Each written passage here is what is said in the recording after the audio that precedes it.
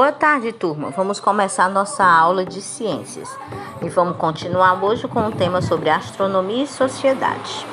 Sejam todos bem-vindos.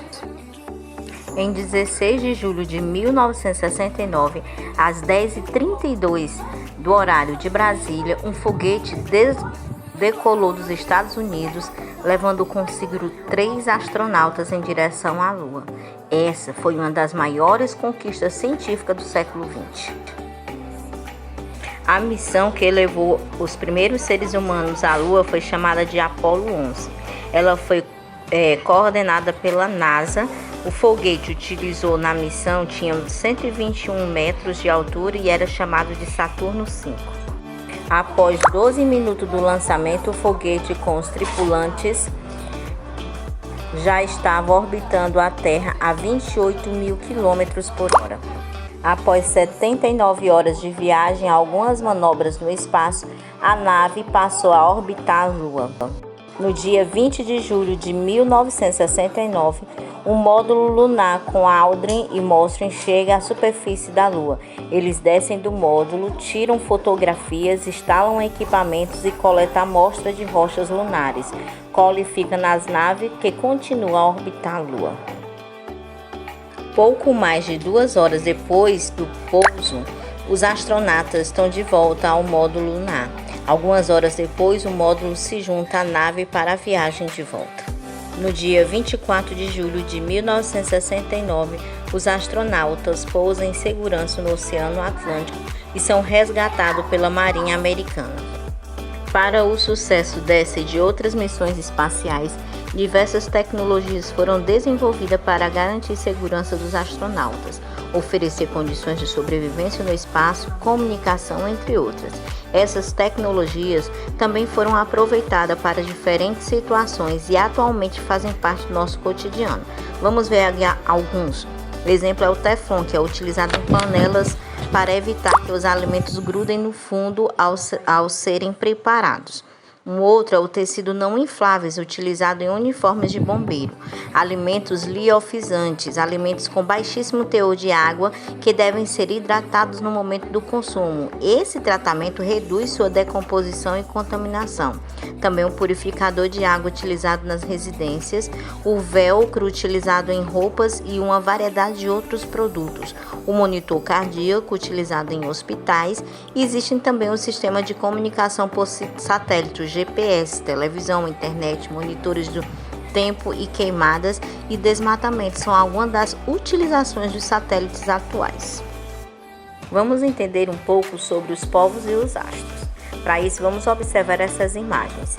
Nós temos aí uma noite estrelada, né? E temos aí vários outros quadros, né? De Vicente Van Gogh. O estudo dos astros se iniciou na antiguidade. Estes estudos continuam nos dias atuais, permitindo que novas descobertas sejam realizadas.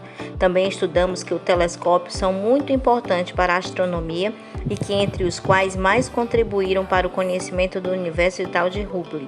As imagens dispostas no mosaico que criaram pela obra de Van Gogh foram obtidas por esses telescópios. Quando falamos de universo e dos astros, não podemos nos deter somente aos aspectos científicos, como sua estrutura e composição. O fascínio pelos astros é naturalmente humano e pode ser evidenciado na cultura de diversos povos, em sua manifestação artística, crenças, costumes e na mitologia. Isso fica evidente na clássica obra de Van Gogh, mostrada anteriormente. Além de administração, os astros influenciam e ainda influenciaram a sociedade humana, fornecendo bases para o conhecimento das estrelas do ano, a determinação da época do plantio, entre outros. São estes aspectos que iremos estudar a partir de agora. Vamos entender como se dá a marcação do tempo. O movimento aparente do Sol no céu ao longo do ano é um reflexo do movimento das translação da Terra. Por conta desta periodicidade, diversos povos aprenderam a fazer previsão destes movimentos e relacionar a duração do ano e as estações do ano. Em diversas regiões do mundo existem monumentos que foram construído há milhares de anos, relacionados à marcação do tempo, que são evidências do conhecimento astronômico de civilizações antigas. Um deles é o Newgrange, construída em 3200 a.C. na Irlanda. Acredita-se que ela tenha sido usada para marcar o início de um novo ano. A construção desse monumento foi feita de tal forma que os solstícios de inverno, isto é, o dia em que se tem início o inverno, o sol ilumina seu corredor e sua câmara central, como você pode observar nessas imagens. As constelações também indicavam o início da estação do ano para diferentes povos. Os gregos antigos, por exemplo, utilizavam a posição da constelação de Órion no céu para saber o início do inverno e do verão. Ao observarem Órion nasce no céu durante o amanhecer, concluíram que o verão já havia chegado. Em contrapartida, quando observava Órion nascer no início da noite, concluía que o inverno já havia chegado. O conhecimento do ciclo da fase da lua influenciou a criação do calendário de diversos povos na antiguidade, como os babilônios. O calendário babilônico dividia o ano em 12 meses lunares, de 29 ou 30 dias cada. O ano somava 354 dias. Assim, para que as estações do ano não ficassem defasadas em relação à passagem do tempo, os babilônios adicionaram um 13º mês a cada 3 anos. E como funcionava a agricultura e a caça? O conhecimento no início das estações do ano, possibilitado pela observação dos astros, permitiu o planejamento do plantio e da colheita.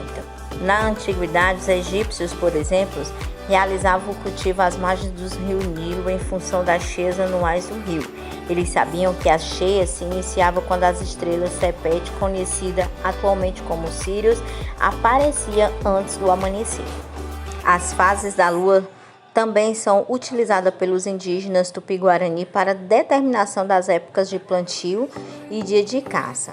Quanto à caça, eles consideravam que a melhor época para a realização dessa atividade seja próximo à lua nova, pois perto da lua cheia, com o aumento da luminosidade, os animais se tornavam mais agitados.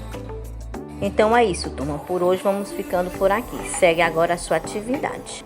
Você vai fazer a atividade da página 216, a 1 e a 2, e também vai ler esse texto Astronomia e Cinema e vai copiar e resolver a primeira, a segunda e a terceira da 221.